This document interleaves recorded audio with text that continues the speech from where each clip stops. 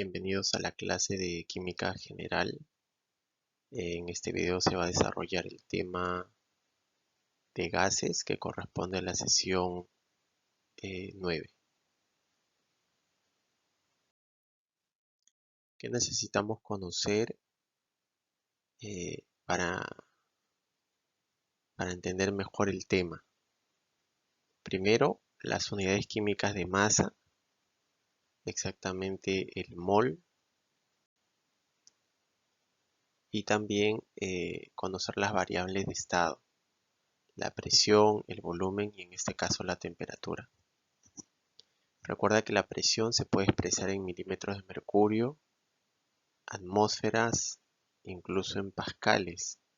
En el caso del volumen, lo puedo expresar en litros, metros cúbicos, centímetros cúbicos o tal vez mililitros, entre otras, claro. Y la temperatura, recuerda que siempre hay que trabajar en escala absoluta, es decir, en Kelvin. Generalmente la temperatura suelen colocarlo en grados Celsius, así que le vamos a sumar 273 para pasar a grados Kelvin. ¿Qué temas vamos a desarrollar? Estado de la materia, leyes de los gases ideales, ley combinada de los gases ideales y aplicaciones de los gases. Recuerda que el estado gaseoso es un estado de la materia, tiene características que lo hacen diferente al estado sólido y al estado líquido. En realidad, las moléculas están interactuando entre sí y también interactúan con las paredes del recipiente que lo contiene. ¿Qué diferencias tenemos entre los sólidos, líquidos y gases? Bueno, vamos a mencionar solamente algunas. Por ejemplo, en el caso de los sólidos, la fuerza de cohesión es mucho mayor a la fuerza de repulsión. En el caso de los líquidos, la fuerza de cohesión y la fuerza de repulsión son iguales. En el caso de los gases, la fuerza de repulsión es mayor a la fuerza de cohesión. Esto explica por qué las moléculas están en movimiento constante. Otra característica que podríamos mencionar es la forma. Recuerda que los sólidos tienen forma y volumen definido. Los líquidos tienen volumen definido, pero la forma es indefinida. Y esto se explica porque los líquidos se adaptan al recipiente que los contiene. Por eso es que la forma es indefinida. En el caso de los gases, tanto el volumen y la forma es indefinida. Bien, ahí también hay otras características como la energía cinética, tenemos la compresibilidad, la densidad y también algunas variaciones de la densidad.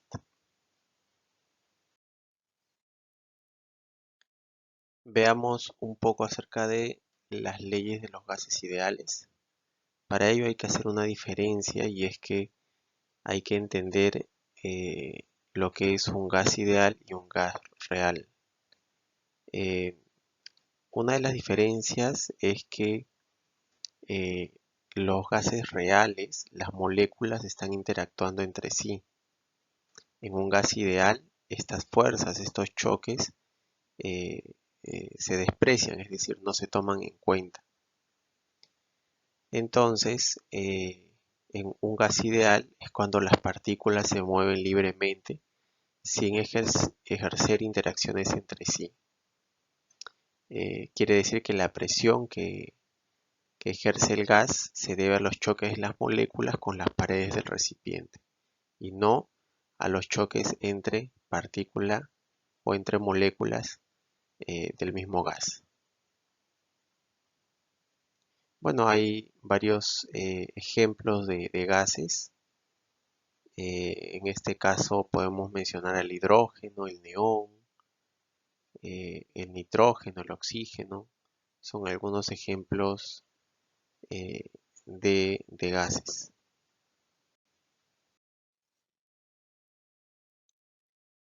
Estudiemos también el tema de la ecuación de los gases ideales.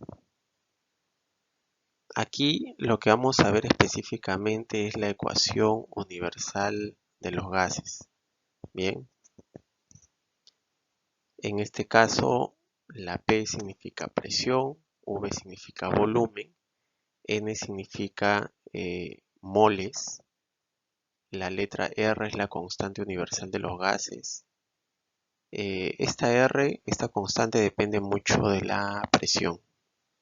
Si la presión está expresada en atmósferas, el R sería 0,082. Si la presión estaría expresada en milímetros de mercurio, el valor de R sería, en este caso, 62,4. Y la temperatura, recuerda que siempre tiene que estar expresado en Kelvin, ¿correcto?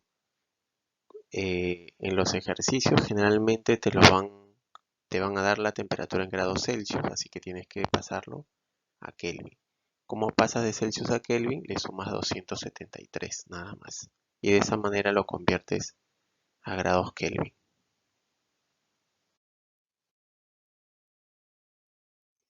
Esta ley de Avogadro es importante mencionarlo también. ¿Qué nos dice Avogadro? Que a una presión y temperatura constante, el volumen es directamente proporcional al número de moles. Hay un término que vamos a usar bastante, que es el término condiciones normales. Bien, condiciones normales de presión y temperatura.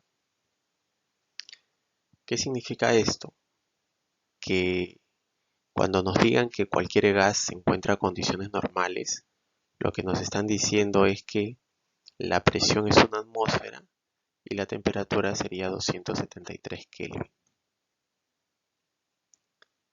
Ahora, si nosotros reemplazamos estos valores en la ecuación universal de los gases y el valor de N, tomándolo como referencia una mol, el volumen que nos va a salir es 22,4 litros. ¿A qué conclusión llegamos según Avogadro? Que por cada mol de cualquier gas, el volumen que ocupa siempre será 22,4 litros. Tenemos algunos procesos termodinámicos de los cuales vamos a estudiar en unos minutos. Por ejemplo, qué sucede cuando la temperatura se mantiene constante. A este proceso se le llama isotérmico. Si la presión se mantiene constante, a este proceso se le llama isobárico. Y si el volumen se mantiene constante, se le conoce con el nombre de isocórico. Ahí también tenemos el proceso adiabático y el proceso isentrópico. Los tres primeros son los que vamos a recordar y repasar el día de hoy. Iniciamos con el primero, que es la ley de Boyle. Justamente se presenta a temperatura constante. Quiere decir que el proceso es isotérmico. Bien, entonces, ¿qué se va a cumplir en este caso? Cuando un proceso es isotérmico, se cumple esta ecuación. Bien, presión inicial por volumen inicial es igual a presión final por volumen final. Ustedes están visualizando también una gráfica. En este caso, en esta gráfica, presión, volumen, cuando la temperatura se mantiene constante, se forma lo que conocemos como una isoterma. Esa línea roja es una isoterma.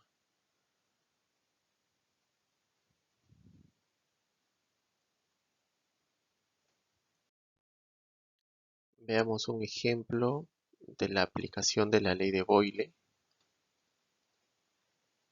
Una masa de oxígeno ocupa 5 litros, este sería el volumen inicial, bajo una presión de 740 milímetros de mercurio, que sería la presión 1 o presión inicial.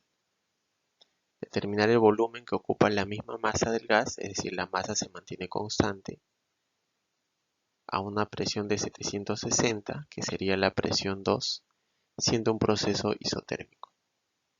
Recuerda que en un proceso isotérmico la temperatura se mantiene constante, así que se cumpliría esta ecuación. La presión 1 sería 740, el volumen 1 sería 5 litros, la presión 2 760 milímetros de mercurio y el volumen 2 no se conoce, ¿no?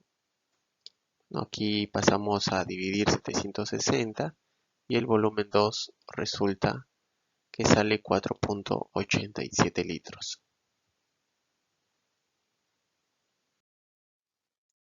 También tenemos otro proceso que se conoce como la ley de Charles. Esto se va a presentar cuando la presión se mantiene constante. A esto se le conoce como proceso isobárico. Bien, proceso isobárico. ¿Qué se cumple en un proceso isobárico? Esta ecuación. Bien, que también se deriva de la ecuación general de los gases. Volumen 1 sobre temperatura 1 es igual a volumen 2 sobre temperatura 2. Por lo tanto, se cumple en este caso que a presión constante, bien, el volumen de una cierta cantidad de gas es directamente proporcional a la temperatura. Aquí tenemos el gráfico, temperatura versus volumen, y se forma ahí esta línea roja que ustedes están visualizando en el gráfico, esta línea roja, ¿no? Esta línea roja, ¿no? Se forma en este proceso eh, volumen-temperatura a presión constante. Se le conoce con el nombre de isóbara.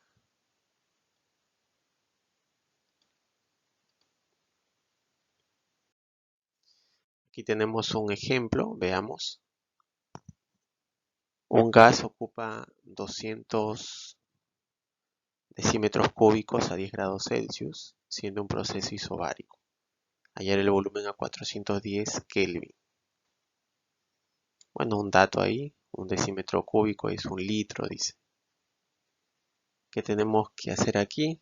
Tenemos el volumen inicial, que es como si fuera 200 litros, 10 grados Celsius, hay que pasarlo a Kelvin, le sumo 273, me sale 283. El volumen 2, en este caso no se sabe, y la temperatura 2 que sería 410, ¿no? Ojo que estamos aplicando esta fórmula, bien, que se cumple en un proceso que es isobárico. Si te das cuenta, la presión no está en la fórmula, es porque se ha simplificado debido a que es constante. Bueno, aquí paso a multiplicar 410, ¿no? Y el volumen sale 289,7 litros. También tenemos otro proceso restringido más que se conoce como la ley de Gay-Lussac.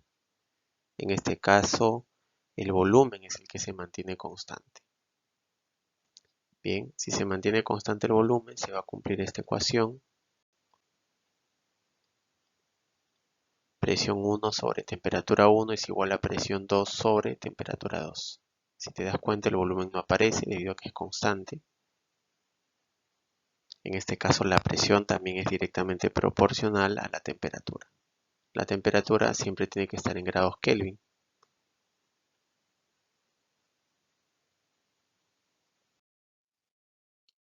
Veamos un ejemplo. Tenemos que un gas ejerce una presión de 46,7 kilopascal, bien, a 20 grados Celsius. ¿Qué presión ejercería si la temperatura se incrementa a 40 grados Celsius? Bien, ¿qué sucede si se incrementa a 40 grados Celsius?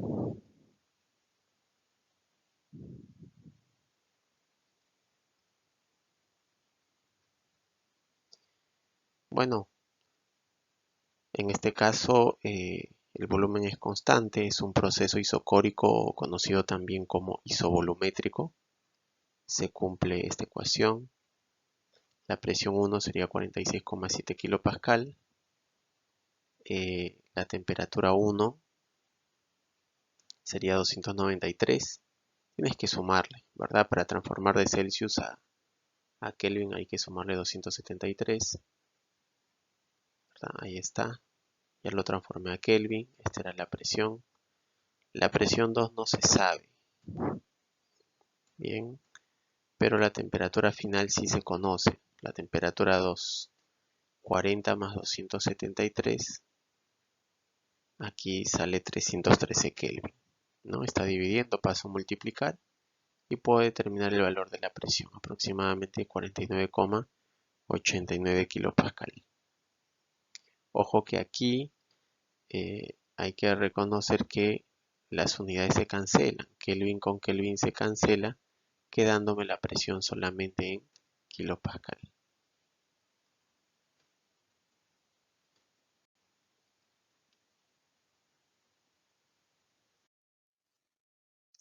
También tenemos la ley combinada de los gases.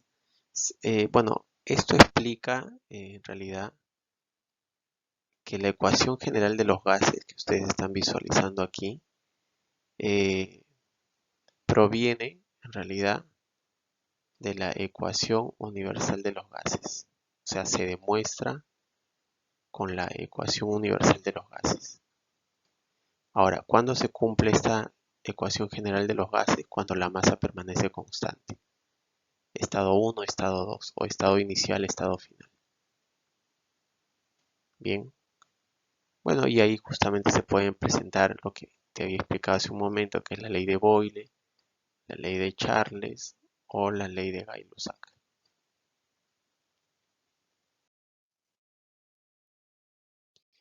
Hay un punto importante que es la ley de las presiones parciales. Bien, ¿qué me dice la ley de las presiones parciales? Que cuando yo tengo una mezcla de gases, la presión total del recipiente es la suma de las presiones parciales de ambos gases. En el primer recipiente tengo hidrógeno a 2,4 atmósferas y en el segundo recipiente tengo helio a 6 atmósferas. Si yo mezclo estos dos gases, la presión total sería la suma de ambos, es decir, 2,4 más 6, 8,4 atmósferas. ¿Qué te dice esta ley de las presiones parciales, conocida también como la ley de Dalton? Bien, esta ley especifica que cada componente ejerce una presión igual a la que ejercería si estuviera ese gas, si estuviera solo dentro de ese mismo recipiente. Bueno, aquí tenemos la ley de Dalton, lo que te estaba comentando. La ley de Dalton y las presiones parciales prácticamente es lo mismo. La presión total viene a ser la suma de las presiones que ejerce cada gas de manera independiente. Aquí hay un punto que hay que resaltar también, que si yo conozco en este caso la presión total, y por ahí hay algún ejercicio donde nos está pidiendo la presión que ejerce cada gas, entonces lo que tenemos que hacer aquí es trabajar con las moles. Voy a sacar esa X, le corresponde a la fracción molar de cada gas. Bien, ¿cómo se halla la fracción molar? Las moles iniciales o las moles del gas sobre las moles totales. Bien, así se hallan las fracciones molares. Siempre la suma de las fracciones molares es igual, en este caso, a 1. Nunca va a ser mayor. Si yo tengo dos gases, en este caso, siempre la suma de las fracciones molares tiene que ser igual a 1. Si yo tengo tres gases, lo mismo. Cuatro gases, la suma de las fracciones molares siempre es igual a 1.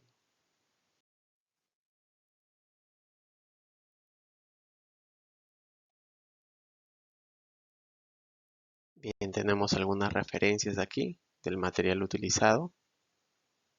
Cuídense mucho. Hasta pronto.